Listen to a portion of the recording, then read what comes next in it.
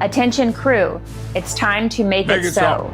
Reporting for duty are your fearless co-hosts, Crewman PVG, bringing the logic, Crewman Magix, keeping it bold, and Crewman Tommy, ready with the photon torpedo of hot takes. From classic episodes to new frontiers, Klingon phrases to Starfleet trivia, no quadrant is off limits. So grab your tricorder, set your phasers to fun, and prepare for another warp speed ride through the final frontier. This is Technically Trek. Laying a course, maximum warp. Aye, Captain. Engage.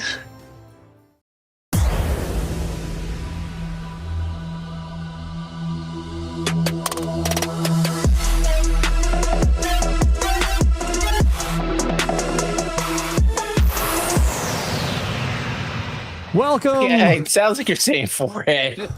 Foot. Oh. One has multiple syllables. One has one syllable. Welcome, everybody. This is the Technically Trek podcast. We're live Sunday, March 29th is the star date. Welcome. Hello in the chat. I see we've got crewman Craig, the Big K, and Chief Scott. Hello to Chief my Scott. local comrades. Oh, and we got Happy in there and crewman Sherry. Hello, everybody. Oh, by the way, as you can see, it's just a two-man show tonight because PVG got a boo-boo. And he couldn't make it today. That's a darn shame.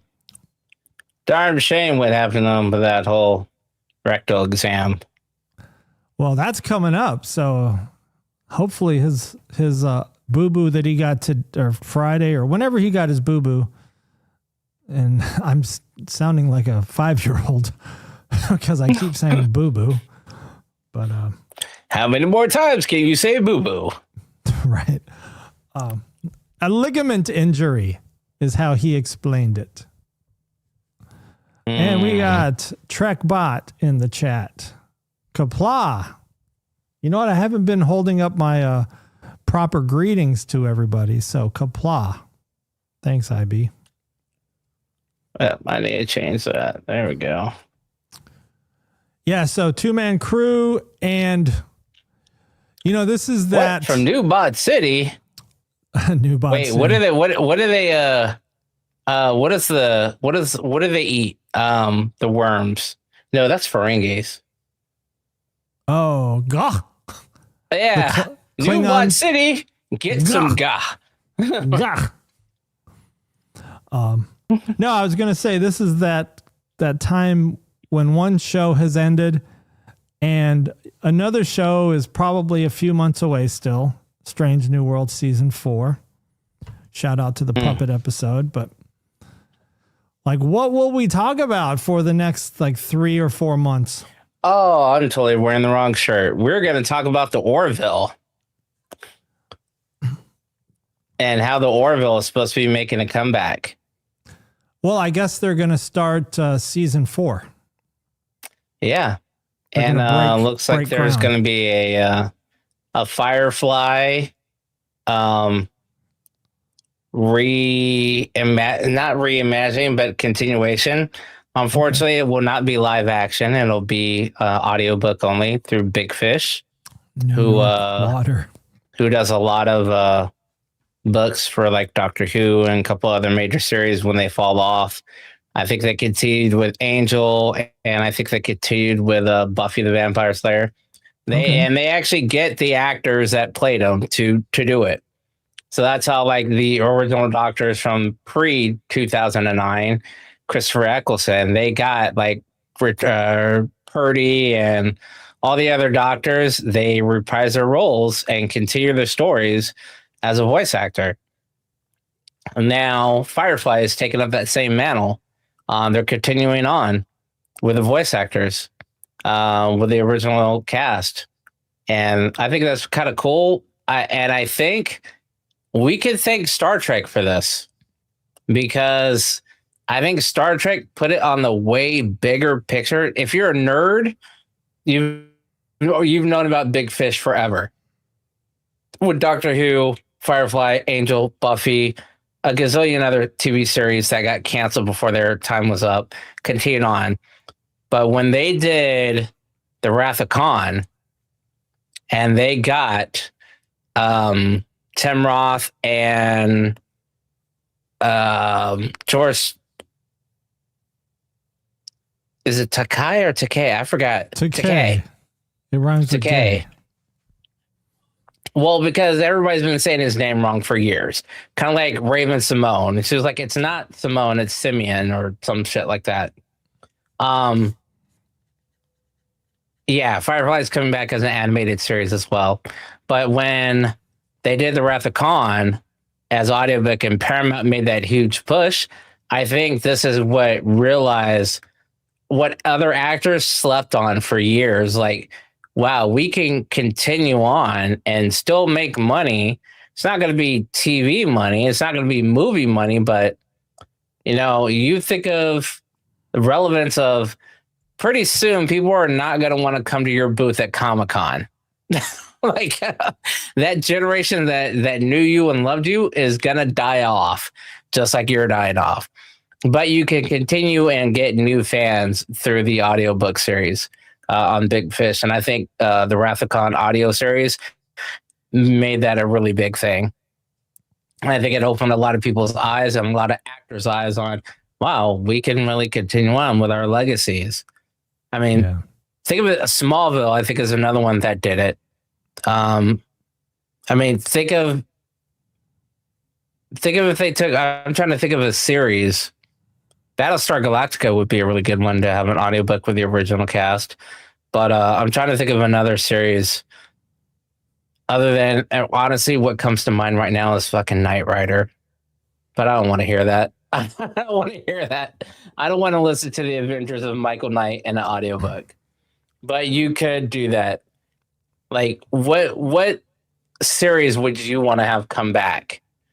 If you can't get the actors, what audiobook series would you want to listen to as a Trekkie that's no longer there? Would you want to listen to like Voyager or DS9, or would you jump to a whole different series? I would probably want something new. You know, bring in a few, if you want to bring in some old cast or bring in relatives like children of old cast, kind of like with the LaForge kids. Maybe not would like a you legacy. Listen to, I just thought of one. Would you listen to if they continued the hero story? Would you listen to that? I don't know if it had the original actors, because everyone's still alive. I don't know if I would listen to it. Heroes, well, that's the only way you're going to be able to hear it. Yeah, I think no, I don't think that would work as an audio. Heroes has to be visual.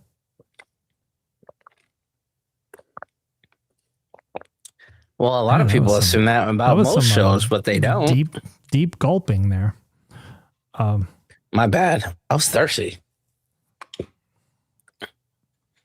So you're saying what series would you want to watch? Like, if not Heroes, what's another show that you would be like, yo, I can't hang out right now. I gotta go watch. My show's coming on, other than Heroes and Smallville. Oh, man, that's a good question. I mean, there's really not much.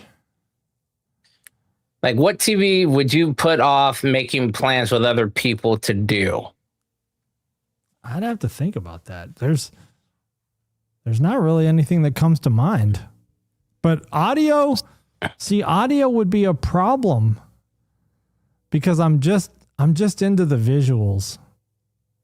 You know, like with Khan it was fine. You know, they did a good job with that audio series. Yeah, I just can't think of a show that would, you know, be that. And it would need to be something old, right? No, I'm just wondering, like, what shows would you want to see come back? I mean, it could be something that got canceled 5 years ago. It doesn't have to be like 80s or 90s. I just know that two of your big shows was Heroes and Smallville. Yeah. And, TNG, of course. But I don't know what other shows you watch other than, Big Brother and those reality bullshit shows that you used to watch all the time. I liked Agents of S.H.I.E.L.D. All of it? I mean, it got a little crazy. There was a couple seasons in the middle that were kind of wacky. Like, I think they went into the future and the Earth was just like a portion of crust or something. I remember that. And so none of that really made sense. But yeah, I mean, I liked the premise of it. So maybe they could do something. Ooh. And I guess that would be Marvel, right? That would just be like yeah. Agents of S.H.I.E.L.D. is kind of gone now, right? Now they have a different name. I don't even know if S.H.I.E.L.D. exists anymore. It's like SWORD now. I don't know. TrekBot says Star Trek Enterprise Season 5, The Romulan War. Would you listen to that as an audiobook, though, or does it have to be visual? I don't think it has to be visual. I could probably listen to that because I can imagine the visuals. And that's the thing. I sound like LeVar. Your imagination is wildly better than any modern day technology when you read a book. But it is true. I listened to Game of Thrones. Before I watched it, I listened to it as an audiobook when I was doing delivering auto parts. I listened to The Hunger Games, the entire series before the movies came out. The Martian, the movie with Matt Damon. Okay. Like, I realized that as long as it's done well and the soundscape is done well, I'd rather imagine what's going on, and then you have descriptive things that occur. Yeah. People talk about, oh no, there's an explosion. You hear an explosion, whatever, blah blah blah, and like, what the fuck was that? And then someone's like, sir, the gasoline depot next to whatever exploded, and this has happened. And they lay the foundation of the graphics in your mind. Yeah, and that's when it comes to yeah, that's what like the way they did Khan was well done because they were very descriptive to where everything taking place you could kind of visualize on your own. The only thing with Khan where I started to get a little confused is with some of the backup character female voices and stuff.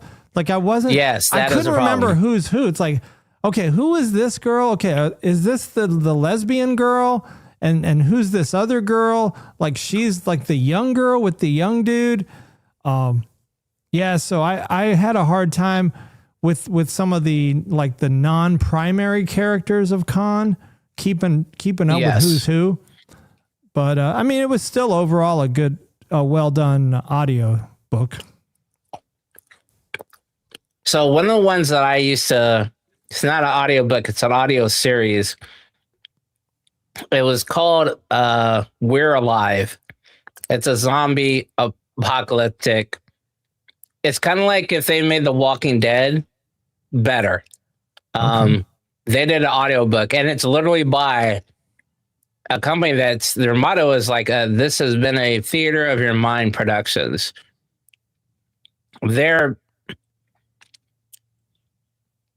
I don't know why the headphones keep disconnecting. Their number one thing was making sure the audience, which is the listener, knew the layout of everything around it. Yeah. Like I could literally picture one part takes place at a prison. And the way they describe the prison as they go through it, and they don't just say, it was a dark, gloomy night and blah, blah. They don't do like a monologue of describing it. They tell you, hey, there's a prison that's in this next city. It's surrounded by a city, whatever, blah, blah. As characters are talking, it's part of their conversation. Right. That'd be like you telling me, hey, yeah, there's a Pizza Hut, and once you go over this hill and there's these 3 big ass hay bales that stick out. That's how I know where to turn to go to the Pizza Hut. And then I go past a yellow barn, and there's a tractor that's been tipped over for God knows how long. You know, you are telling somebody this, so they're picturing it in their mind. That audio series, and he has a couple of them, and it's been going on for about almost 10 years now. They stopped, and then I think when COVID was starting to hit, they started up again, and they went back into full swing.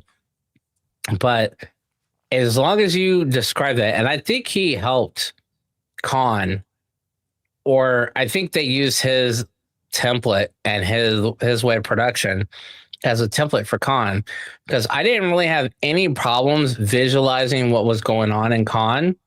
The problem I had is the exact same thing that you said. I couldn't tell some of the females apart, and they had that problem with We're Alive, and they rectified it by killing one of them off in one season, and they kind of replaced her character with another one that had a distinct voice. Okay. You know, there's little subtleties, you know, other than just one talks in a high voice, one talks in mid voice, one talks in a low voice. One has an accent, one has a French accent, one is clearly Latin, one is Asian. You know, there's all these different things that separate them. One talks ghetto, one talks all prim and proper. There's ways that you could do that to help distinguish your characters apart when you can't visually do it, because there was a good middle part where I didn't know if it was the chick that was doing the research or one of the 2 lesbians or a third chick, which I guess was supposed to be a teenager that fell in love with the kid that died. Right. I'm like, which of these 4 bitches is it? I don't know. Yeah. Somebody say someone's name. And it literally took, you know, after 2 or 3 lines of dialogue, somebody coming in and say, oh, so-and-so, you're in here too. Thanks for letting me know now. All right. Let me ask you this, because sorry, that was a little rant. Tonight's thumbnail and title of this episode is, I can't remember the exact wording, but it's like Paramount, here's my advice for season 2 of Starfleet Academy. And this is what I said they should have done with season 1. Once they knew that it was starting to get, like, the pre-reviews were looking really bad, they should have dropped all episodes at once, because that's like ripping off the Band-Aid. Yes. See, because the mistake Paramount made was release, and maybe they wanted to do this so that they could fire this guy, Alex Kurtzman. Maybe Paramount wanted this show to suck. Because think about the promotional material they put out. I mean, the stupidest looking, you know, the One Tree Hill looking poster they put out, you know, where they're all laying in like the meadow and like touching each other. Or some of those little trailers that they put out where, you know, they just show incompetence of the crew and just general odd behavior that wasn't Trek-like. So what they could have done is, if they would have just dropped the whole season at once, because what happened was you have these mega big YouTubers putting out these, IB, I don't know if they make more money with the weekly release. I don't know if it's contractual. Money. I don't know. I think what they're in their minds, if they make it, if they drag it out, 10 episodes was it? So that would be 2 months. So that would be 10 weeks, right? So 2.5 months. So 2.5 months. So they probably think, all right, well, if we drag it out for 2.5 months, at least we'll have people subscribe for that long.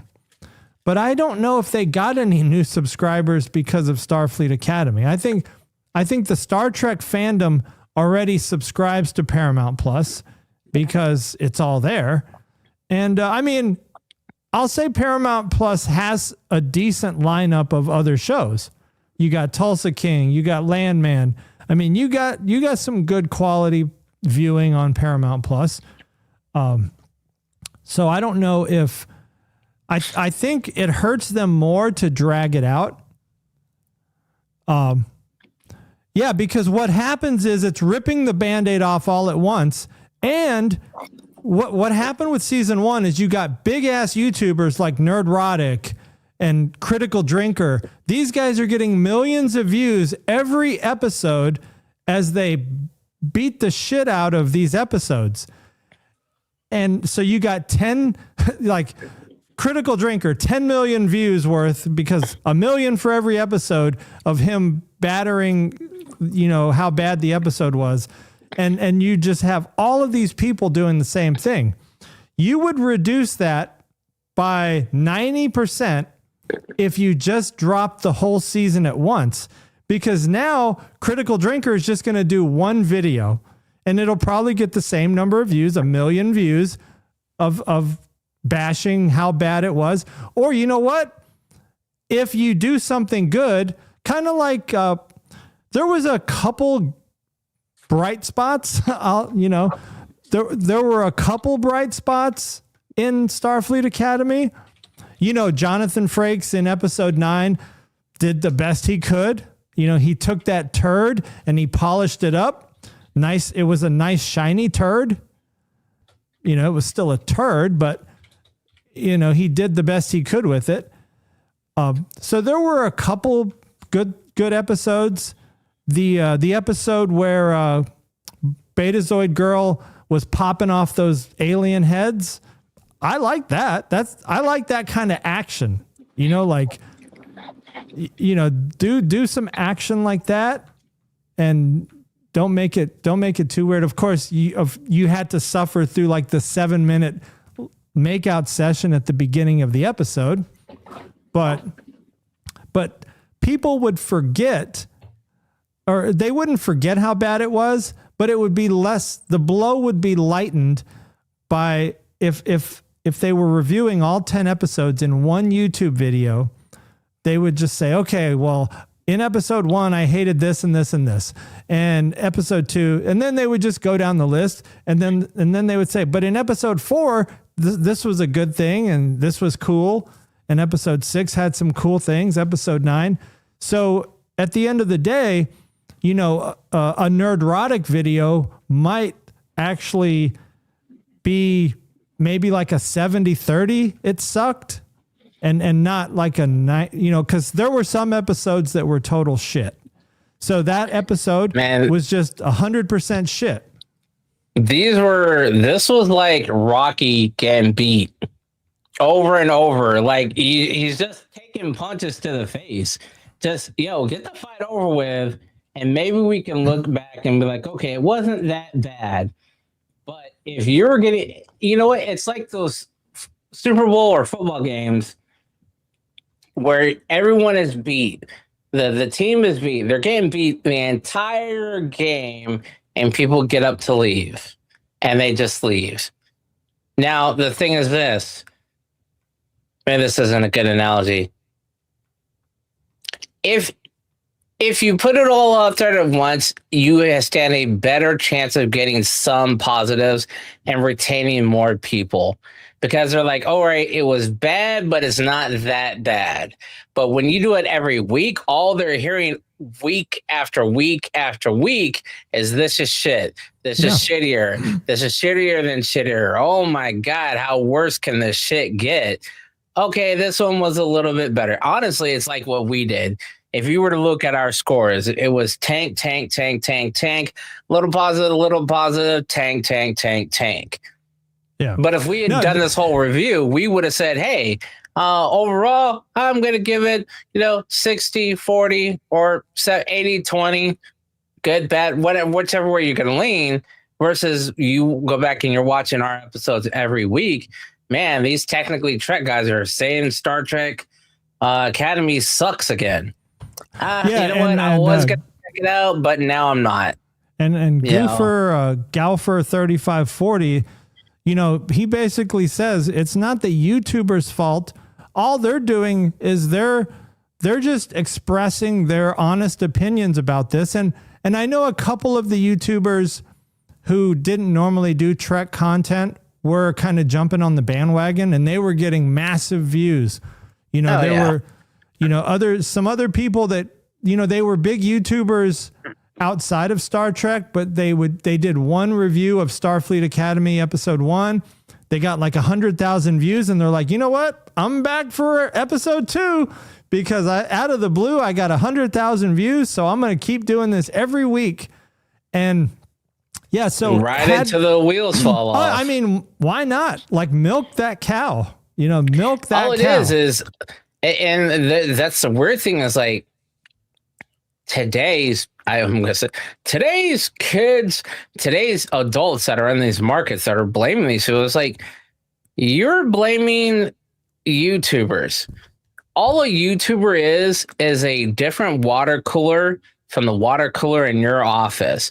I guarantee you, people at the water cooler at Paramount were saying this show sucks, but they can't voice it like that. So they have to say it at the bar after work. You go to the next building over or the next lot over, somebody's saying Star Trek sucks. What? Star Trek, the ones that our neighbors produce? Yeah, that show sucks. It's just their public opinion. Yeah. You're going to be mad because somebody voiced their public opinion? You probably want to just quit your job and go bury yourself in the hills somewhere. Like, people are going to have a public opinion and they're going to voice it just like we're doing here now. Yeah, not everyone's going to like it, but it's the truth. It's our opinion. What is better for the show? Nerdrotic doing 10 YouTube videos that each get 1 million views talking about how shitty episode 1, 2, 3, all the way through 10 was, or just one video that'll probably get 1 million views that just talked about how bad season 1 was. I mean, to me, that's 10 million views talking about how bad it is versus 1 million views. So that's where my calculation of it's 90% less harmful if you just drop the whole season at once, because now you're going to go from 10 million negative YouTube views and videos produced to 1 million, which is a much, it's just much less. And those videos are getting viewed by people that are contemplating if they're even going to watch the show or not, because they may not be diehard Star Trek fans like us. We're going to watch it no matter what anybody says. You know, if the reviews are all terrible, we're still going to watch it because it's Trek and we just watch it all. And it's not Section 31. Yes, we try to stay awake. And I think I did stay awake for pretty much all of Starfleet Academy. So that's a positive. That's a positive. I would say that's a positive. I mean, I stayed awake for all of it. And all of it wasn't bad. I was just hoping it was going to get better. Yeah. And I'm hoping season 2 is going to get better. Yeah. And I'm kind of glad that they already canceled season 3. Like, why? I could guarantee you, if you push for a season 3 under the same management or same store, you would lose so many subscriptions. And don't think, Paramount, just because you own the Star Trek IP, that any true Star Trek fan is going to give a fuck. They already own the DVDs, the box sets. They have VCR recordings and TiVo recordings that still have entire series on them. Oh, by the way, there's shows out there or programs like Plex and Amazon that still show these that don't require paying you any money. They will leave because it's not like you're showing much of anything that's also Trek related. I mean, you have a few shows Trek adjacent on Paramount Plus, but not a whole lot. Not a whole lot. And like with the Acolyte, Disney, Lucasfilms, or whatever they're called now, and just like Star Trek did, and like Marvel did with who was the Iron, the girl, the black girl, The Iron Ironheart. Ironheart. Because every time I think of it, I think of that movie Lionheart with Jean-Claude Van Damme. And the black guy's like, Lionheart. But those shows all failed, and they all of those companies blame the fans. Like the fans are racist or they're homophobic or something wrong with the fans. Like with Ironheart, I've honestly never even watched Ironheart. It was very hard to watch. Yeah, I have not watched Ironheart. I think I clip farmed off of one episode where she said something like Trekkies for life. And I posted that and I got like thousands of views on a short for posting that. But can I step in here for a second? Wait, what's the whole other reason one? why I did not like Ironheart is because your suit sucks. That is the most dumbfounded suit. Why would you make a suit that looks like that? That is just non-functional. Riri. What up, Riri? Yeah, that was not a good suit. Like that is, I feel a certain way about that. Like that was doing too much. And I think that was trying to speak to a culture that likes to do things too much. And I don't think it came off very well. It was not good. Like no combat is all, and you throw in the whole female aspect of it. I'm going to make a heart as a chess piece. Bitch, why? Why would you signify that is your core? Hey, hit me here, and I'm down for the count. That's just dumb. Well, to wrap up this segment of advice to Paramount Plus, drop season 2 all at once. And honestly, just drop it as soon as it's ready. Don't even bother with, I mean, just get it. Like I said, rip off the Band-Aid and be done with it. And then call Seth MacFarlane and have him consult with, doing Star Trek. Oh, you can also call, what's the dude that did, he did the Simon Pegg. And call Simon Pegg up. Get some advice from them on how to make a good Star Trek series. Well, those guys are giving up. I actually have a slide on Star Trek 4. Oh, by the way, I was just reading this. Did you know this is going back to the Kurtzman competency? The guy who just did this movie called Project Hail Mary, which I guess is the number one movie in the world right now with Ryan Gosling. Yeah, it's the trilogy. It's the part of the trilogy for The Martian. Yeah. Yeah. I want to see it. He pitched a show idea to Kurtzman, and Kurtzman said no. It just shows you that this guy Kurtzman has in his mind what he wants Star Trek to be. And it's just not what normal sci-fi fans want. He's got a whole different vision. He's just taking this down. It's like you're driving down a one-way street, but you're going the wrong way. That's Kurtzman. Like, what are you doing, man? What the hell? Hey, man, I'm not going to knock the creative process, but don't expect me to watch. Now, TrekBot, are there alternative means to watching Project Hail Mary yet? You mean like the torrents? Look, man, we don't support the torrents and stuff like that. Why would you ever think that? I'm just asking if it's on a subnet frequency somewhere. Right. I'm sure you've got some kind of a jailbroken app on your Fire Stick that can watch it. A lot of those don't work anymore. Like Amazon finally, after I guess the final mass COVID issue occurred, Amazon's like, all right, let's reel it in. Kind of like Peacock said, okay, let's reel it in. Nobody gets free accounts anymore. There is this place you can go. It's called AMC. Yes. Or what do you have out there? Harkins, AMC? We have Regal. Fandango. AMC. Yeah, I probably will go see it. I might go see it on Tuesday, since that's apparently a holiday here. Is it? What holiday is it? Cesar Chavez Day. Respect. I'm just saying. Respect. Hey, I'll take any. It is what it is, man. Out here we have something called Marcus. It's some big nosed dude who says coming to my theaters is just like watching it in your home. It is nice. Though, I remember when Sony was going to do that. It had in-home releases where you had like a Nielsen box type thing, and it streamed it out to you.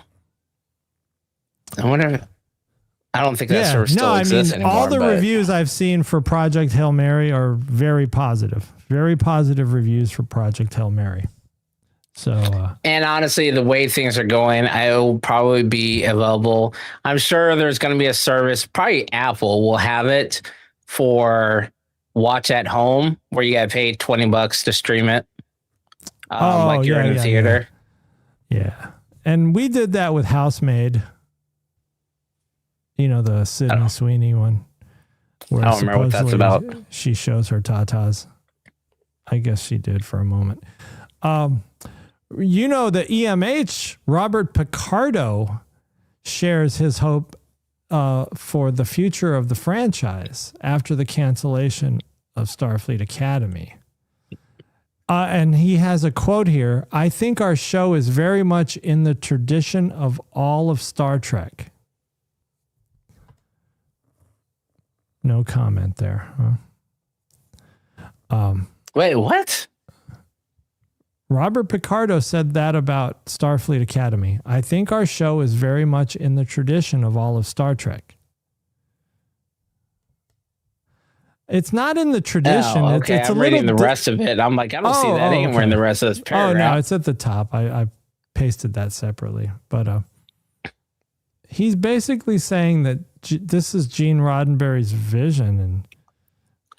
And it's a future in which... saying that. That's annoying as shit to me. It's a future in which we are valued not for the color of our skin or our sexual preferences, but for the content of our character and what we contribute to the crew. That's Martin Luther King, you fucktard. That's literally the Martin Luther King speech. Yeah. I mean, it's too bad. I get what you're saying though, but you're trying to woke it up. You're trying to not look, man. I really wish some of these Hollywood celebrities and actors just fucking say what's on your mind, man. Be blunt. I'd rather you be honest.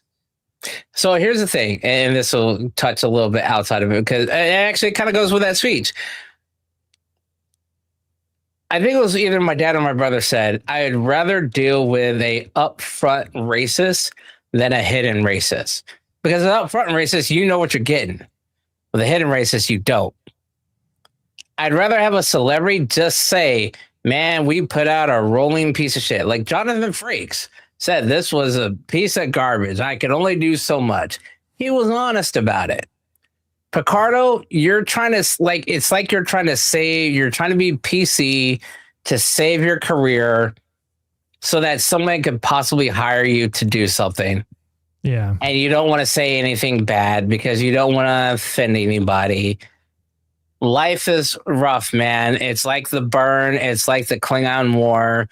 It's like the Jim Haddah or what was the one that Voyager had with the dudes that look like they had tree trunk bark heads? The Kazon, like the Kazon attacking you. Man, life is rough. Suck it up and get over it and give your actual opinion.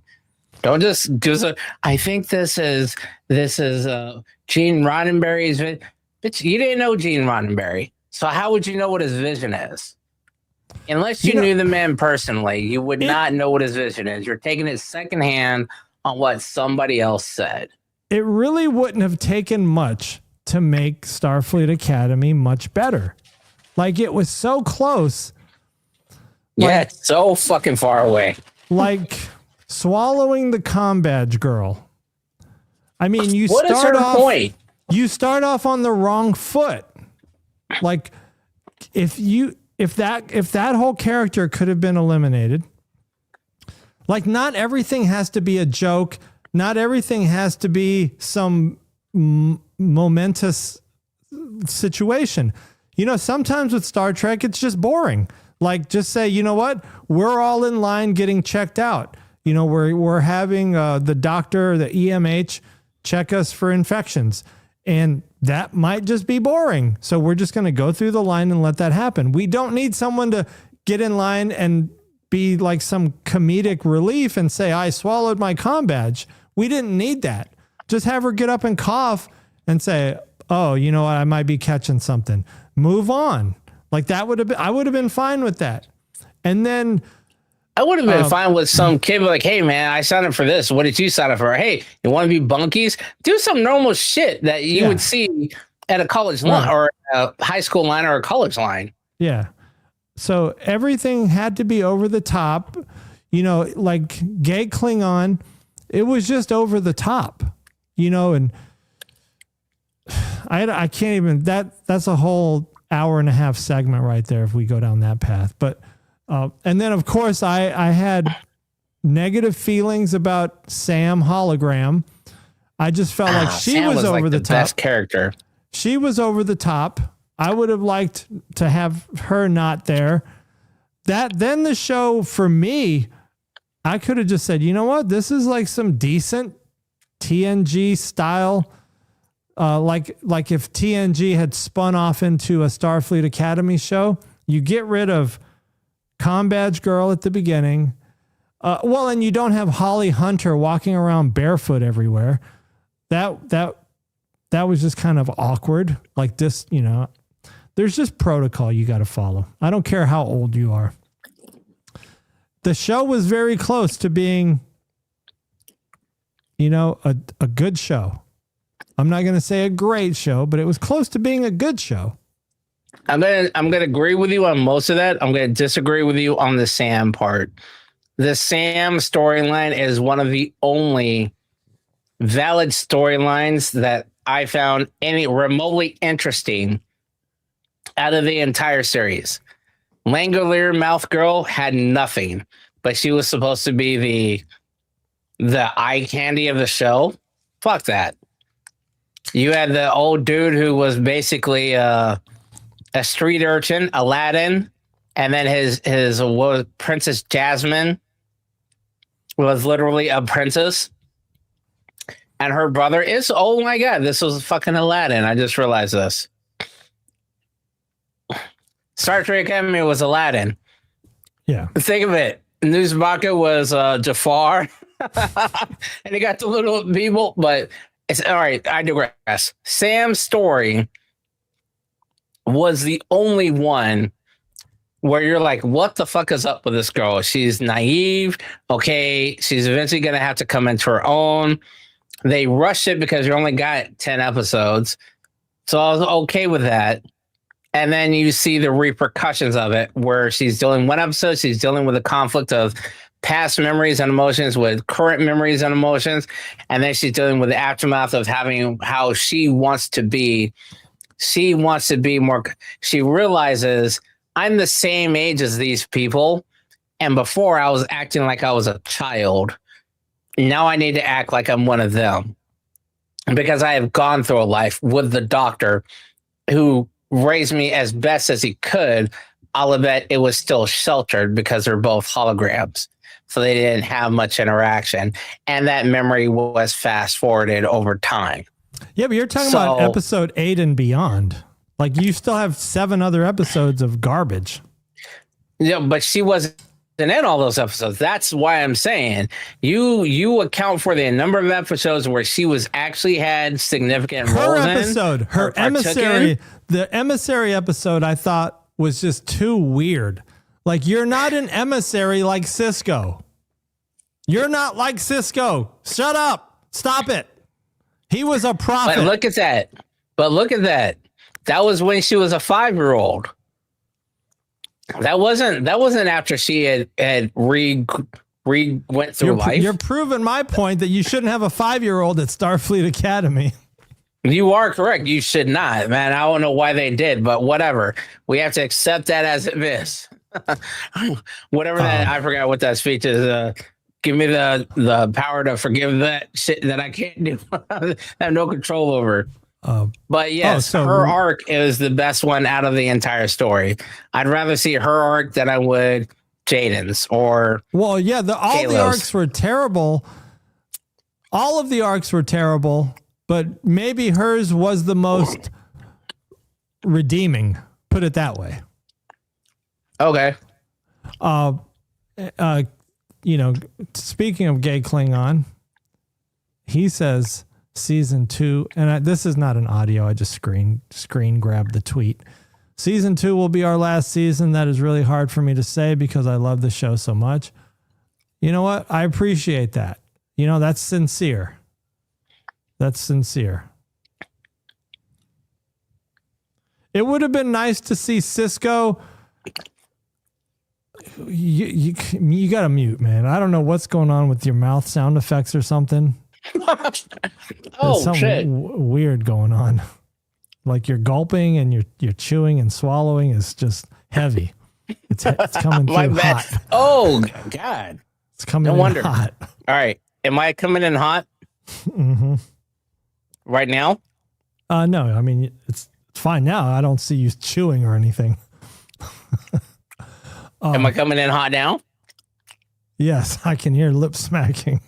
Well, I did that on purpose. All right, fix the gate. Here's what I was going to bring this up to you the other day as well. I've been rebooting, and my gain on my mic on the wave either goes all the way down to nothing or it maxes out. Okay.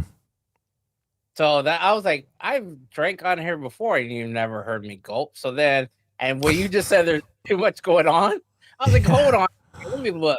Is this like what do you call those sound effect videos where the girls are just like doing that? The ASMR? Yeah, it sounds like you're doing ASMR over there. No.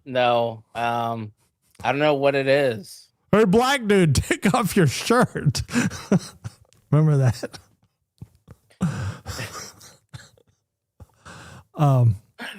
IB says gay Klingon unnecessary. Yeah, it didn't really add, I don't know what it was adding to the show. I don't care if you're gay. It was giving them an inch and they took a mile. Yeah. The inch was this. You had a Klingon who wanted to be a doctor and not a war medic. He wanted to actually learn medicine because, as we've seen in other shows, there is a science community. Do you have to be gay to do medicine? But they're war science. They have doctors, but they're war medics. They're not. Oh, you have a cold? Okay, well, let me go do this. Let's do some research on the body. Everything they know medicinal wise has been through combat medics passing on information and so forth, and other species operating on Klingons or doing what's the word I'm looking for? Where you die, they do the whole exam. Autopsy. They're doing autopsies on Klingons. That's why Beverly was like, oh, well, lucky you have redundant shit. So, yes.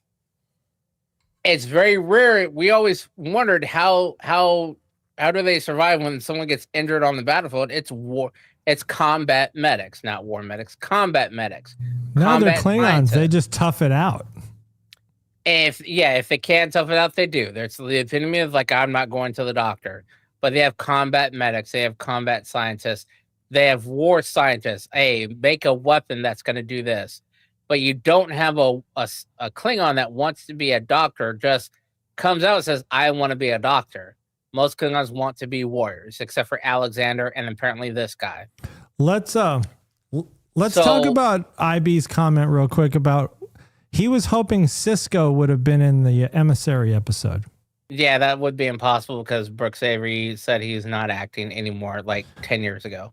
But even if he would have come back, do you think it would have been a good thing for him to come back in like, or I worry that if he would have come back, kind of like with Jake, I felt like it was a money grab. Too many newbies. I'm going to say it. Too many Gen Z and Gen Alphas are like, but this is our Star Trek. Why do you have to be here? That's what would have happened. You would have had an outcry of, well, you just had to bring somebody back from your generation. That's all it is. Or they would have said that he's just there to save the show, kind of like. Exactly. Oh, you only got to boost in ratings because you brought this guy back. Yeah. But as far as like the gay Klingon unnecessary, you are right. It's unnecessary because you already had, if you want to give representation, you already have multiple points of representation throughout the show.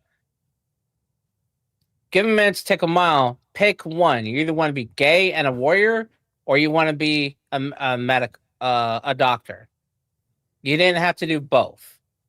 And I think because you tried to make it, because you tried to do too much, your character becomes irrelevant and unwatchable.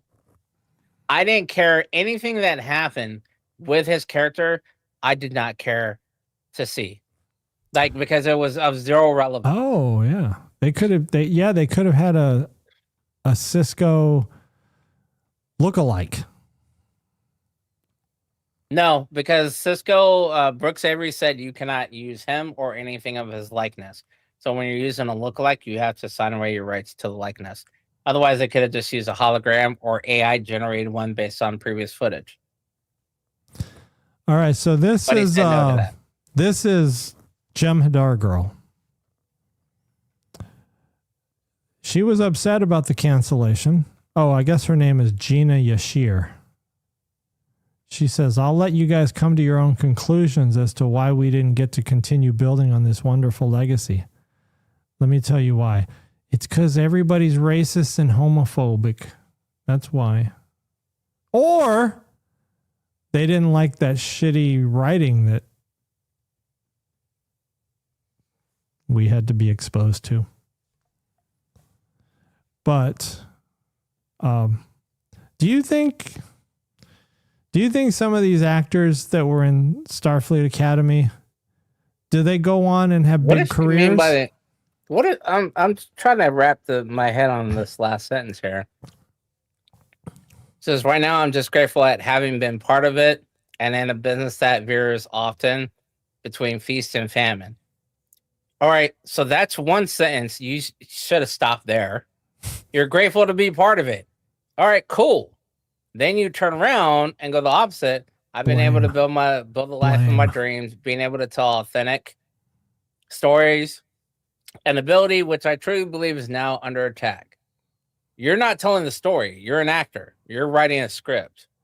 You told a story when you were on Bob Hart's Abby Shola, which was way better. Was a way better show than this. They could have took Bob Hart's Abby Shola and put that in Star Trek Academy, and that shit would be on 5 seasons. But they didn't. Starfleet Academy is like making a meal, right? If someone doesn't like the food you cooked, then they don't like it. Like, don't get mad at them. Like if you put too much curry or too much spice in like some wings, and whatever you're making, whatever the entree is, if I don't like, I'm kind of a picky eater. I mean, I'm very picky, to be honest, but I think you're going. All right, better analogy would be you're making haggis, and I tell you I don't like haggis, and your response is no, but you'll like mine. I make it different than everybody else's, and I say, well, is it still pig gut stuff with whatever? Well, yeah, but I use different things. I don't like haggis. The base level that you started with, I don't like. Don't expect me to like it. I'm not gonna like it. That's like saying, it's your fault. I don't like oatmeal. But yeah, but I make my oatmeal different. It's still oatmeal. I don't like oatmeal. And now you're attacking the oatmeal. Yes, because I don't like fucking oatmeal. That's not your fault. I mean, it is your fault if you keep pushing me and keep pressuring me. And this is why I'm talking about the wokeness. I have no problem with people who eat oatmeal. I can't believe using if you like haggis, that's more power to you. I'm not mad at you for liking haggis. You eat your haggis. Yeah, eat haggis. You can offer me haggis, and I will politely decline because I don't like haggis. But don't keep pushing. Don't be mad at me for not liking haggis. I don't hate you for liking haggis, so don't hate me for not liking haggis. And that's what some of these, and EMH was kind of guilty of this, where he was blaming the fans for being toxic. And Sam Hologram, I don't have hers here, but I guess she made some nasty ones saying that the people were, racist and stuff for not liking Starfleet Academy. But that's just kind of weird. Like, you made a product, you can't expect everybody to like it. And don't get mad when they don't. Just appreciate the people who do like it and appreciate the opportunity. Like Gay Klingon, he was like, you know what? I'm grateful for the opportunity. Now, now that it's been canceled, I can go move on and go off to my next adventure. There you go. And that right there is the ideal thing. So for any of you actors that are watching this, my suggestion is to take that stance on it. Be appreciative for the show. We watch it. It wasn't good. We're still going to watch it. We're still going to watch season 2. At least I will still watch season 2. So you will have my eyeballs for 10 more episodes. But then be appreciative of the job you had, the career you had on it, whatever may come of it. But then don't turn around and start bad-mouthing the fans that kept you in that career, or that you so to speak gave your appreciation to after the job is done. Because honestly, say that shit now and season 2 will not even be shown, because that's what is essentially what'll happen. But right, if you show your true colors, that you're, like if you show that you're a toxic actor, then other Hollywood studios might say, well, this person's going to attack the fans, so we might want to be careful with this person. So you do just, it's just like when you have a job, like you don't want to burn all your bridges, just be, slightly cordial, be cordial and move on and say, thank you. Good day to you. Right. Good day. I said good day. And I said good day, sir. Yes. Just be appreciative and move on. But don't badmouth the fans and everybody else just because they are giving your opinion. They're not bashing you as an actor, because even as you as an actor, you can only do so much. If Jonathan Frakes could shine a turd ball episode into what it was, there's only so much you could do, and you're just an actor. There's 10, 15 other actors that are in that same scene or a series with you. They've all got to do the same thing. And then eventually you all need to turn around and say, hey, we're trying to shine this turd ball. Why don't you stop having the people that are making this a shit ball or turd ball? Stop making it a turd ball, and then we'll make our lives a lot easier. That's what it comes down to. Nobody's bad mouthing you as an actor. We're bad mouthing the creators that made you say the words that you said.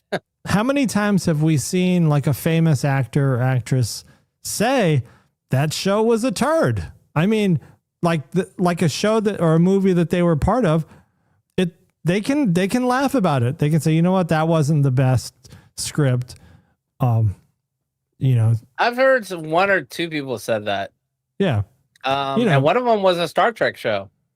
I think it was The Voyage Home. I think one of the actors was like, yeah, that was just a turd show or a turd movie. Speaking of movies, the best Star Trek movie ever made is finally coming to Paramount Plus, Galaxy Quest.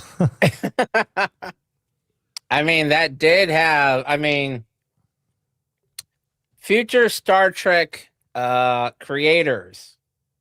What is her name? Yeah, it's Sigourney Weaver, isn't it? No. Yeah. No, it's Sigourney Weaver. Yeah, Sigourney Weaver's outfit is a ideal means to attract attention to eyeballs for sci-fi fans, not Langolier mouths. Right. I mean, that's what Gene Roddenberry did in the TOS. I mean, look at the TOS. That's all you got walking around is short skirts. She doesn't wear a skirt. No, I know, but outfits that would catch a man's eye. Curves are what catches a man's eyes, not a flat board. And I'm talking HBA ratio doesn't peak above 2 on any of the values, H, B, or A. So, I mean, unless you're... hey, you know what? I got to come clean. I've never seen Galaxy Quest. I have never seen Galaxy Quest. Oh my God, that is hilarious. So I will be watching. This is going to be my homework. In 2 days or 3 days, whenever April 1st is, I will immediately watch this movie.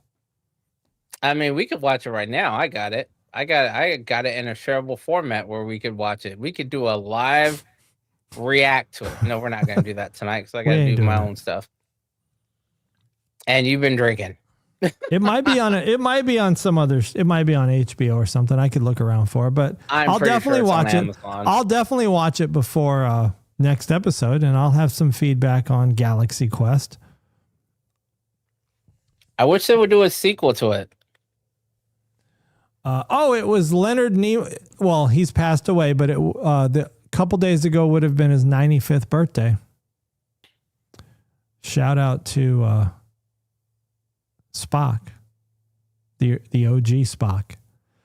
And I guess this account here, this Twitter account, William Shatner, or X account, I guess it's not really William Shatner. It's his handlers. You know, it's like his people.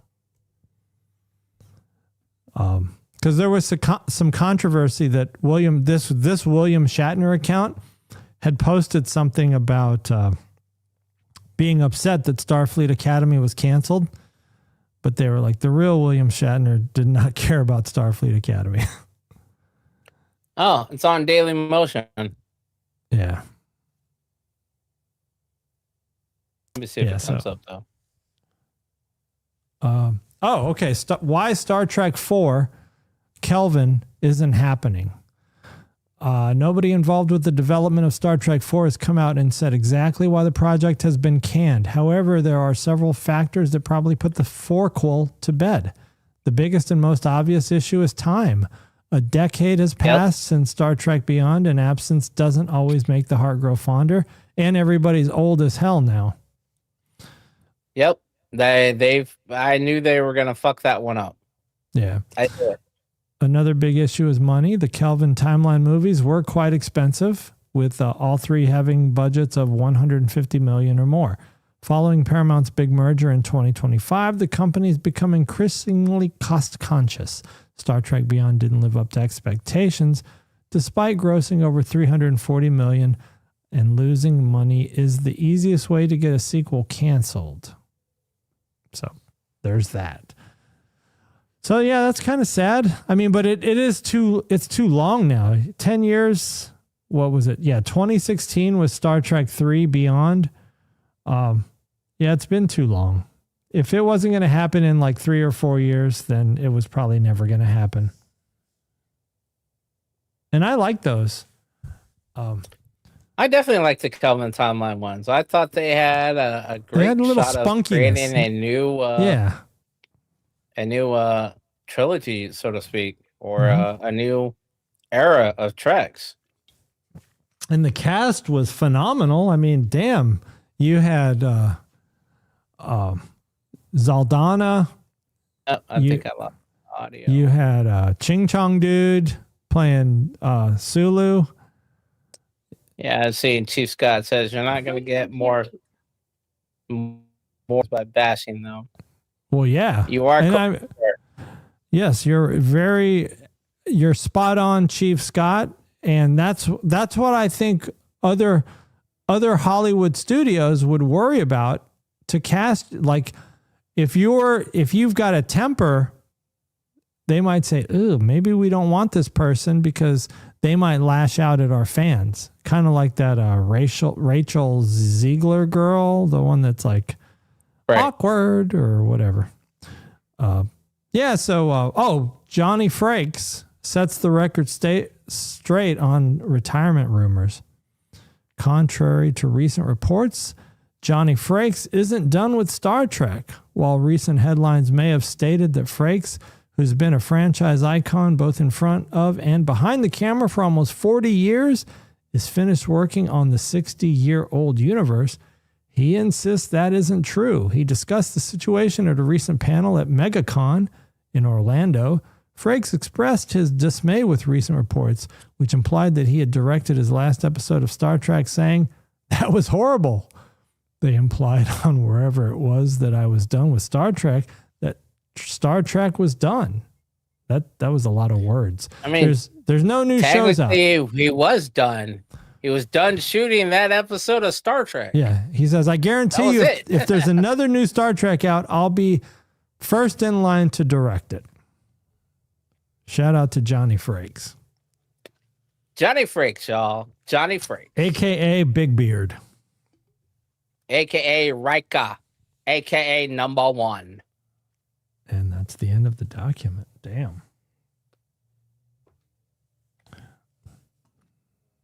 The end of the document.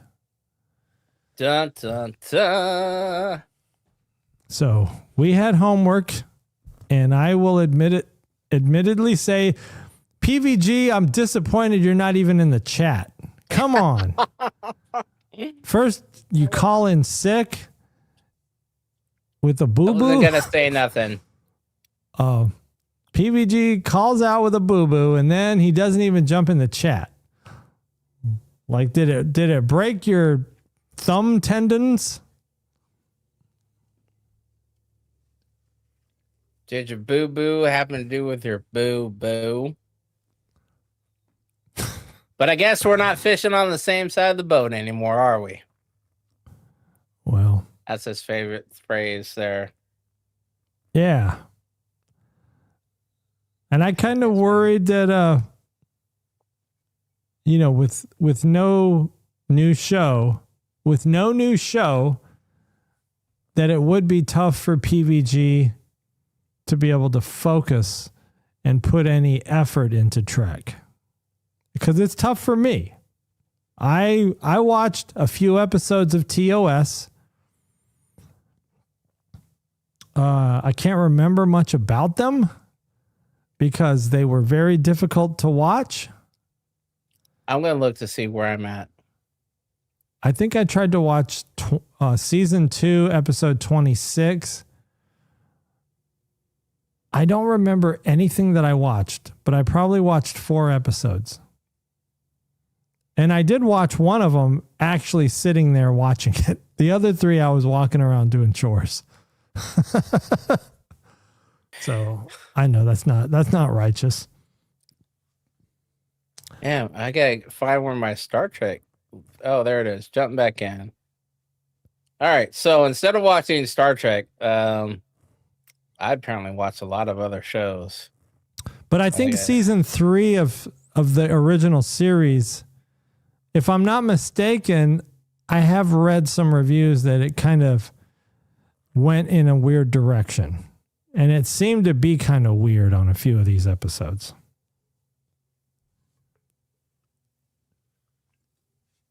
What the hell? You know what's weird about TOS is they always have these godlike creatures.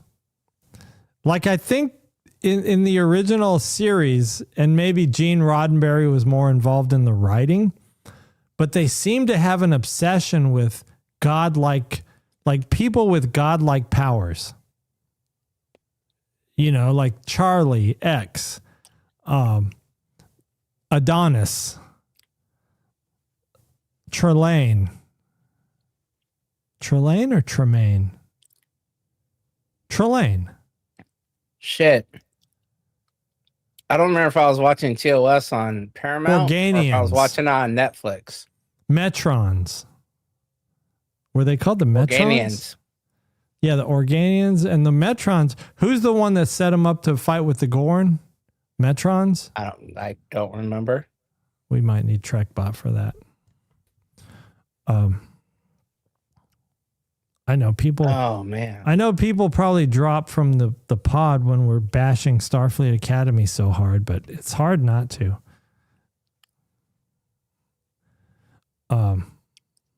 I'm trying to see what episode I left off on. I think I said I was on like. I think I came back in the room on an episode of TOS season 3, and there was a bunch of little kids on the bridge, and then they said some rhyme. They said some like fairy tale rhyme, like oh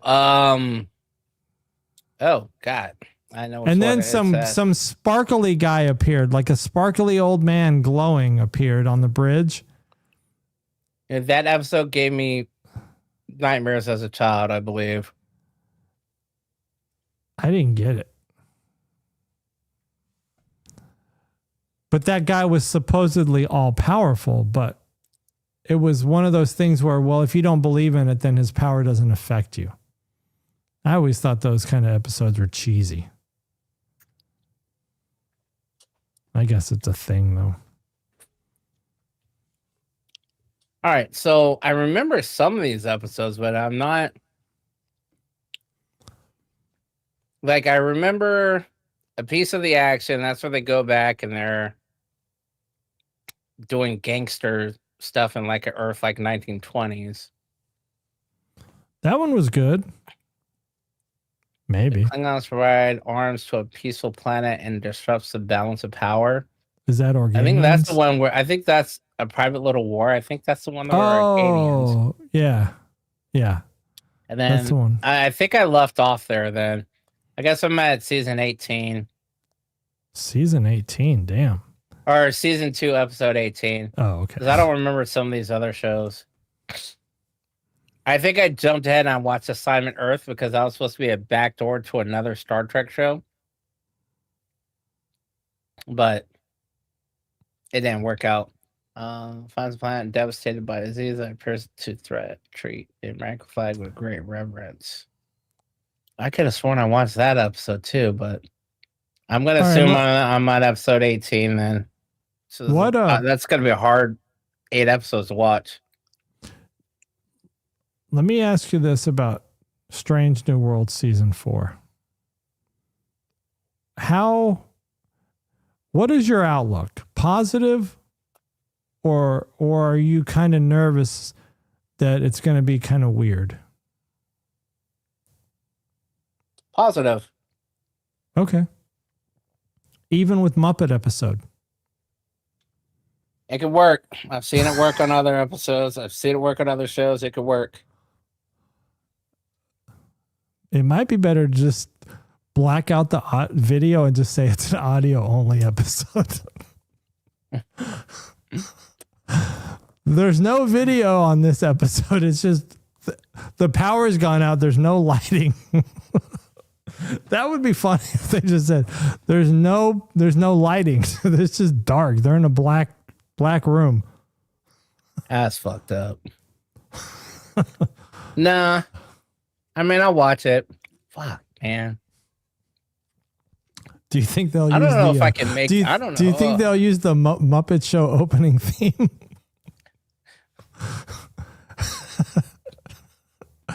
I want to hear that song. Hold on. Oh, we'll get copyrighted. Hold on, I'm trying to get it. Trying to get to it. Damn it. I'm kind of nervous. No. I think with Strange New Worlds, they've done well.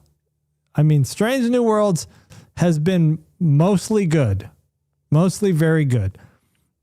And I like the cast. On a scale of 1 to 100, or from 1 to 100, what are you giving it? Strange New Worlds? I'll probably give it like 82. There you go. Yeah, it's good. I do like and Captain Pike. That even includes a singing episode. Yes, I like Captain Pike a lot. I actually like Strange New World Spock. I guess we call him Discovery Spock. I don't know. It's the Discovery timeline, right? So Yes, a lot of people call him Discovery Spock. yeah, so I like Discovery Spock. I wish they would bring back Ash Tyler, but I guess they can't because he's moved on to another show. Some Section 31 would be nice to have in the mix. And it's like, why whenever Strange New Worlds, why when the Enterprise is out and about, the only other ship it ever encounters is the Farragut? Come on. There's other ships out there, not just the Farragut. No, there's not. There's only the Farragut. And there will only always be the Farragut. Right. They're in like a Farragut universe. I like I can't remember her name, but who's the Chong girl? Security officer Noonien Singh? Yeah. La'an Noonien Singh. She's very pleasant. Here's how I know it's going to be tough for me to watch the rest of the Star Trek universe, TOS. I'm literally looking at it and I'm clicking on the Transformers universe. So I'm like, ooh, piece of candy. Yeah. What's in the Transformers universe? Oh, what's this? Oh, there's all the Mission Impossibles. Did I watch all those yet? I'd rather watch those, and I hardly ever watch Mission Impossible movies, so they're like years out. Versus watching the rest of TOS season 2. See, by the way, Chief Scott, PVG said he would reach out to you. You know, he asked, should I reach out to Chief Scott to sit in my place because I'm going to be out sick today? And I said, yeah, no need for that. We'll probably just do a short episode. You know, but it's not been a short episode because we're still going. And when we're not done, we're not done. By the way, speaking of shows to watch, did you watch the Yellowstone? Did you ever watch that? First 2 seasons, that was it. Okay. They got a new show called Marshall's Out. I've watched 5 minutes of that. Gotcha. Okay. But you know what's popping off, and maybe we should save this for the other snap. pod.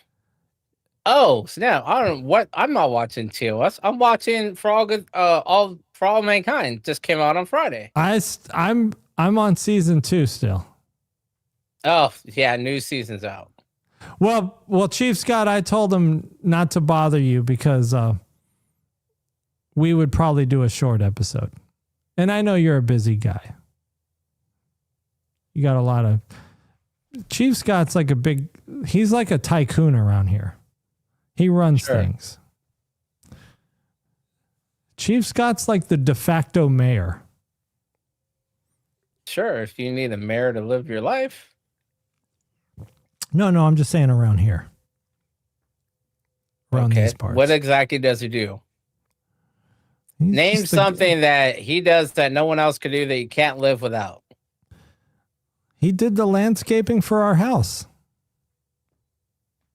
Personally, he came out there with a mower and everything. Well, like 15 years ago, I guess. Oh, so he hasn't been back since. Well, he's been back, but not for the landscaping. Not to do landscaping. But you know what? If he's available to do the landscaping, we do need it redone because the landscaping he did 15 years ago has now gone to shambles. So we do need it redone. You don't mow your own lawn? No, I'm not talking about that kind of landscaping. I'm talking about what kind of landscaping are you talking about? You know, like putting out fancy rocks and, you know, doing up nice little designs, you know, in the little bushes and the trees and all that kind of stuff. Okay. But yeah, I was going to get into conversation about some other shows, but we'll save that for the other pod. Lawn maintenance versus landscaping. Crewman Sherry says is very different. Yes, the landscaping is the design of how your lawn will look. And the lawn maintenance, which I do my own lawn maintenance, right?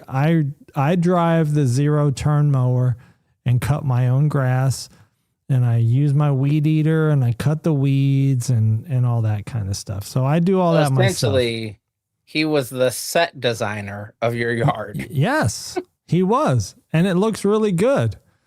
All right, there you go. So I applaud his talents in lawn design, set design of the landscaping. But all right, well, what do you got for the wrap up? What's your wrap up segment? I'm probably gonna let Galaxy Quest play in the back while I do some gaming later on tonight, just because you mentioned it and I kind of want to watch it now. Working on my Twitch channel still, getting some commands going through. I'm actually doing some digital spring cleaning. Okay. Deleting a lot of files and junk files and just stuff I'm not going to use ever again. Computer backups for people that I've fixed their PCs, which I'm clearly not ever going to see again. So deleting that kind of stuff, duplicate music and whatnot. What are you going to be watching from the Trek universe? I'm going to try. All right. Shit. Be honest. I'm gonna try and watch one tonight. You know what? Here, let me just cue it up. You're gonna try to watch an episode? I'm gonna try and watch one episode right now.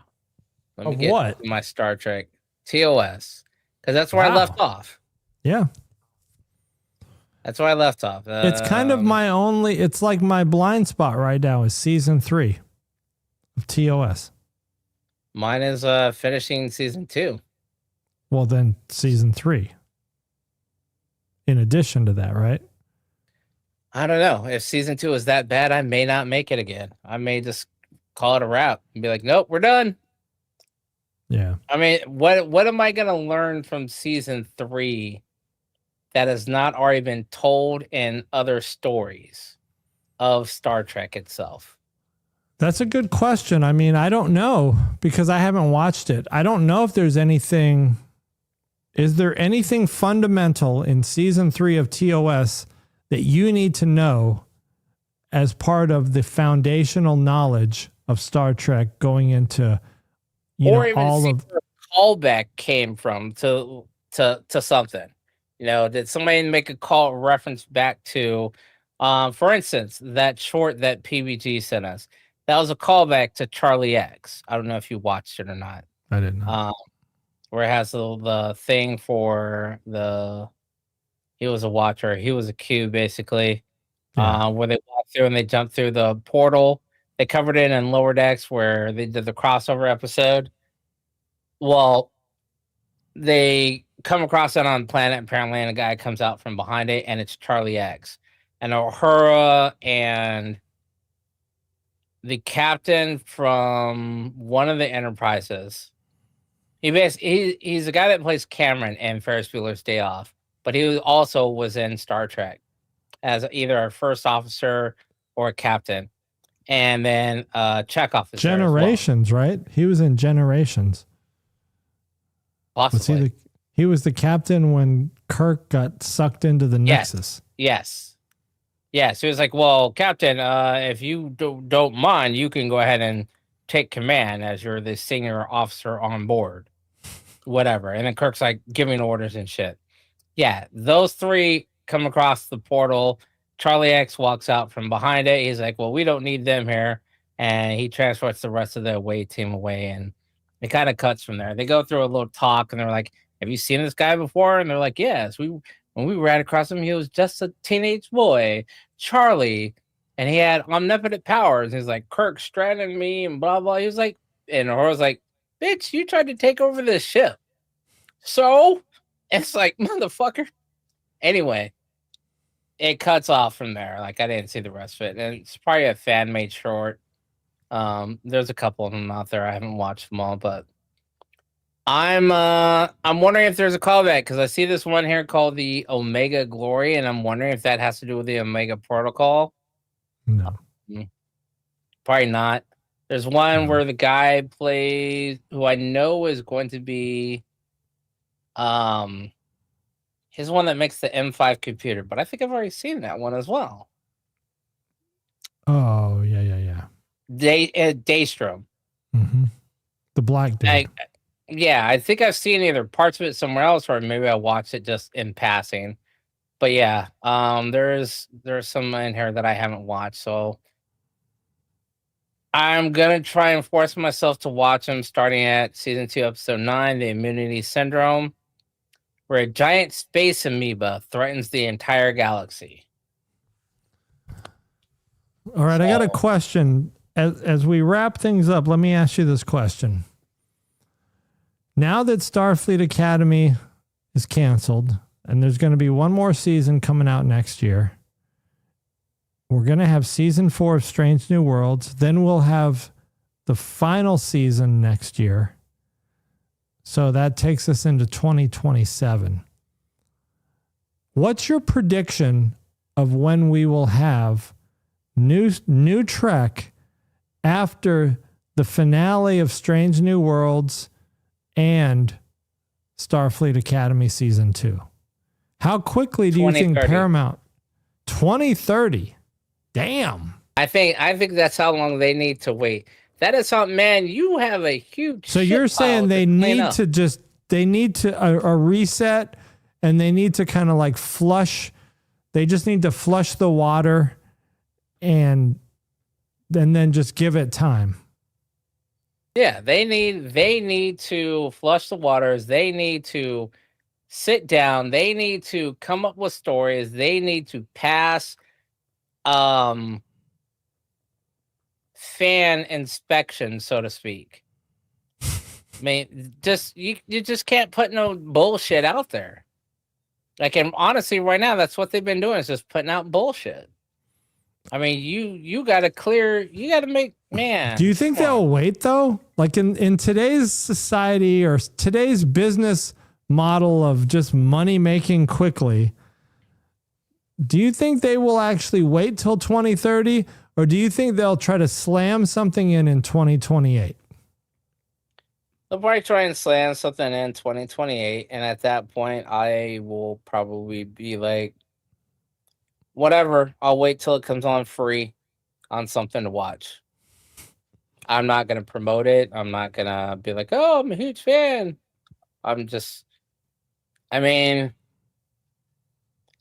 It kind of comes down to, I was talking to this about with, I think, Happy or somebody else, and I had this discussion with my mom several years ago when the whole the dude that got sat on or kneed in a second ended up dying and a bunch of other stuff, whole bit of stuff.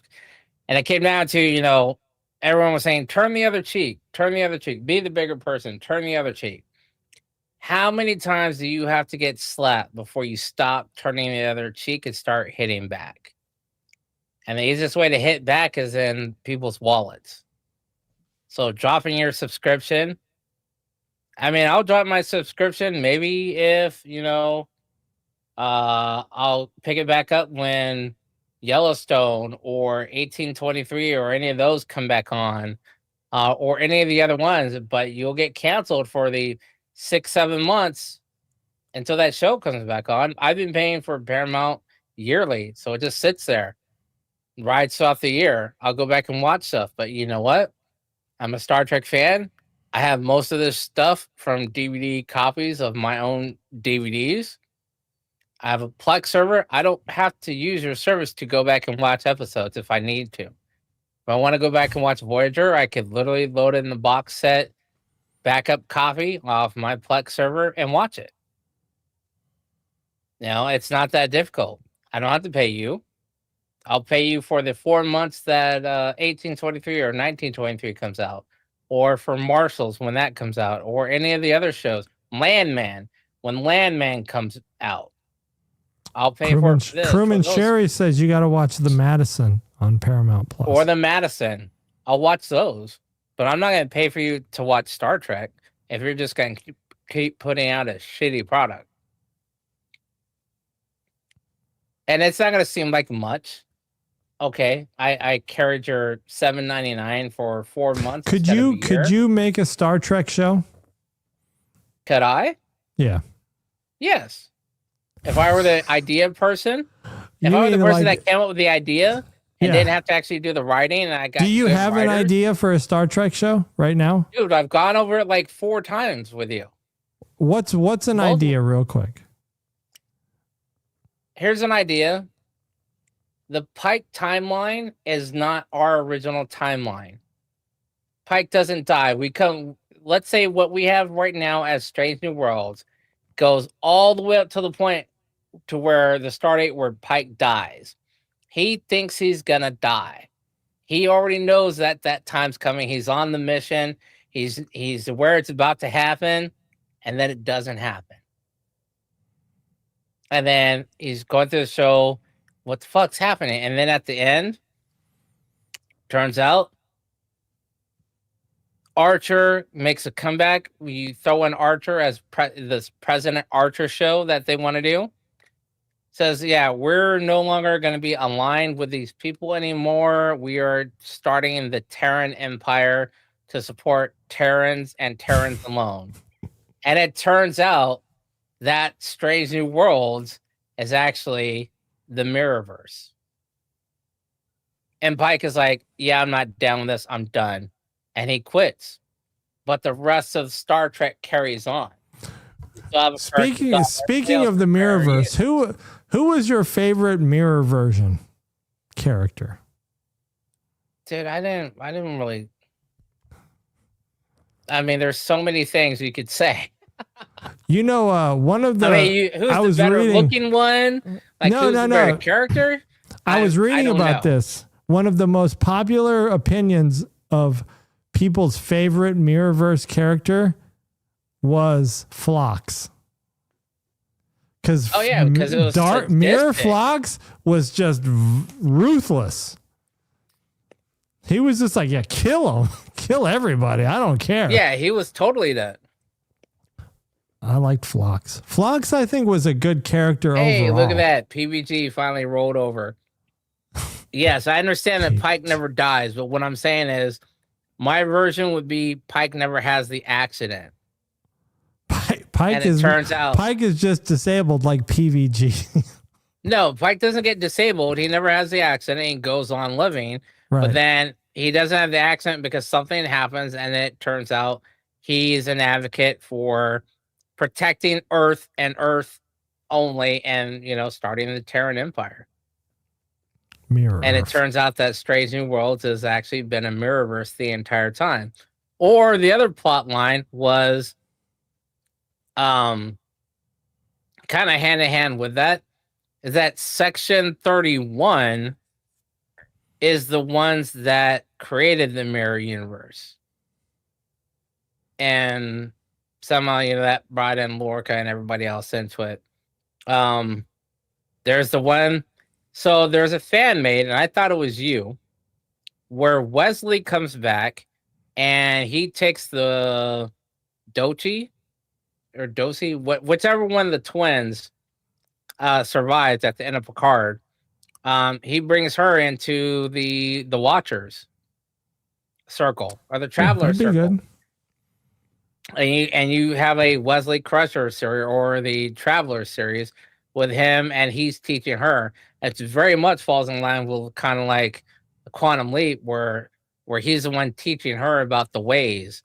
And what she could do, because she essentially is still an android based off of data and can live forever. So it would make a great agent. There was also what was another one I had? Oh, a live action crossover.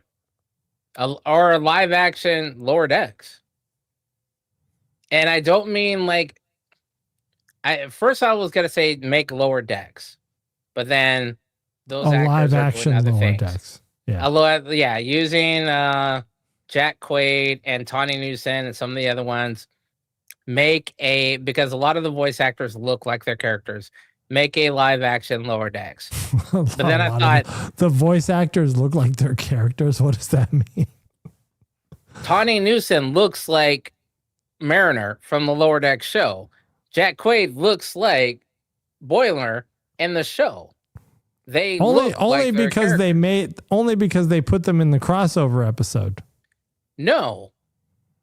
What I'm saying is makeup wise and like general looking, they look the same. So in other words, Boiler's face is Jack Quaid's face. Tawny Noose's face is Mariner's face. I mean, it's almost like they said, all right, we're going to get voice actors and then somebody make characters of them, and that's who they are. So that's what I mean by you could get the voice actors to actually play the characters. But then I thought what would be better is kind of like what you were saying, like a Lower Decks, but have it be like I don't want to say a Friends, and I don't want to say Living Single. I almost want to say like almost like a Friends or a Living Single or a Martin, where it's like a little community of these red shirts or yellow shirts of the lower deckers and just their everyday life on starships. Like and they're not all on the same starship. Like 2 or 3 are on one, one's on another, and their days are their daily like they take a graduating class from the academy. They all get dispersed to different ships, but they keep in touch. And their day almost like a Scrubs, which by the way, Scrubs is back. Almost like a Scrubs, but on different ships. And it's just a comedic show about these people on Star Trek. And it's like, man, today was crap. I had to do this and blah, blah. And then it turns out this lower decker didn't realize they were part of the Battle of Wolf 359. But to them, it was just a shitty day. They're completely oblivious to what actually is happening around them because they're in such a lower deck. They don't have any real significant thing. Their job is, when we're at your battle station, is to make sure that all of these storage unit doors don't fly open. And if they do, you got to put the stuff back on the shelves. That kind of shit. But yeah, and it's a daily troop of that. Or your job is to run errands for the doctor when you gotta take labs from one side of the medical facility to another, or pass information from engineering to the bridge. And because it's security levels, it cannot be done through the comm systems.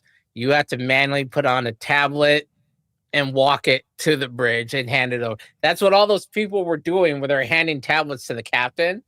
They were literally just passing messages. One guy's job is to make the work schedule for the crew.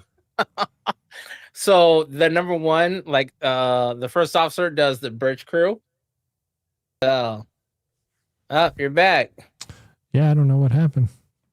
So yeah, I mean, you throw in something like that, just an everyday job.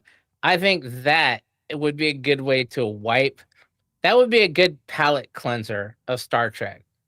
Yeah, they need something. It's in the Star Trek universe. Something simple too. Like, just make it simple, and it doesn't have to be. Special effects are needed. Yeah. No, most of the shit you could probably do with CGI. Kind of like how they did on Academy with that. Was it the warp worm or warp slug or whatever? Now, little things like that are cool. You just make a real simple show, easy budget, fun, relaxing. Then you could get into the more serious shit. But yeah, they do need a palate. They need a palate cleanser, though. They need like a breath of fresh air, something to just so you can forget about like the last 5 years and then just move on. All right, so to answer PBG's or to comment on PBG's statement, Taylor Sheridan needs to write a Star Trek series. I would be okay with that if Taylor Sheridan wrote a series about the Makos. Like, you take a kid who wanted to get in the Starfleet Academy, but didn't make it academically, but then made it into the War College. Or no, he got kicked out of Starfleet Academy because he couldn't make it academically, but he still wanted to have something to do, so he joined the military, whatever Starfleet Marines are called other than Makos, and how he becomes a Mako. And then in the end, how he goes through basic or whatever, let's say after one season's while he's in the academy doing first year shit, like as a basic boot. The second season would be when he's towards the end, and his last season having to do some personal tragedy, whatever happens. And then the third season ends with him showing up on the bridge to the person that kicked him out of the academy and that said, "You'll never serve on a starship." And he's there, and mind you, he's there after he just saved this guy's life due to an attack on some outpost somewhere, maybe by the Klingons, Romulans, whatever. But his recruitment squad was sent there on a training mission. They end up saving this dude. The dude doesn't recognize him, whatever, yada, yada, yada. They make an announcement like, "These are all the troops. You will always be forever known as the Battle Brothers of Bastogne." And he gets a patch, whatever. I don't know, some kind of insignia. And the last episode is he shows up on that ship reporting for duty to the same guy that kicked him out of the academy that said, "You'll never be anything. You'll never make it in Starfleet. You'll never be on board a starship. And you're never going to see space." And he shows up on that, and he's part of this elite squadron of Makos that just saved that dude's ass like months before or the year before, however long you want to put it. That would make an awesome show. And then because it leaves it open to go further, it's a good 3-season show. You could end it at that third season. If you want to carry it further, you could then delve on the story of how that kid and that dude went through, let's say you make it 6 seasons. Season 4 would be their animosity towards each other. This guy's still trying to give his life hell, but that kid and his squad keeps saving everyone's ass. Season 2 is, put some fluff and he in there, marries whatever. his daughter. No. And then season 3, which would actually be season 6 of the second half, is those two actually become friends during combat. Then he marries his daughter. No, dude, there's no marriage. Shut the fuck up. Oh, okay. The guy that tried to kick him out that kicked him out of the academy becomes a captain during a combat situation, and then makes the guy that he kicked out his first officer because they've now built a relationship like that, and they're cool with each other. And the first gay captain and first officer couple. Oh my god! I'm going back to turn up the game on my microphone and eating cookies and taking big gulps of drink. We are past time. But that would make an awesome show. Copyright protection. Zero Fraction Productions. Liquid yeah, Productions, if anybody uses that idea, we will come back for our royalties. Spooning on the bridge. That's what got you in, and that's what got you called out to begin with. You had that's to get why that, you got a boo that boo rectal extraction. Your boo boo had to do with doing the boo and the boo. Yeah, you got to be more careful, PVG. Protection. It's all about protection and lubrication. Keeping it lube. All right, everybody. Thanks for tuning in. Hey, if you're not already subscribed, consider subscribing. This is just a couple guys, normally it's a trio of guys talking Trek and adjacent topics. It's fun and it's off the cuff, and we will react to your chat comments because that's what we do. So be sure to like this video, subscribe, and if you're watching this when we're not live, please leave a comment. But for now, we're going to wrap it up. Don't forget, catch us here again next Sunday for another live episode of the Technically Trek podcast. And catch Magix on Zero Fracks Given on YouTube Twitch and on Twitch. YouTube. Yes, wherever you catch your streams. All right, everybody.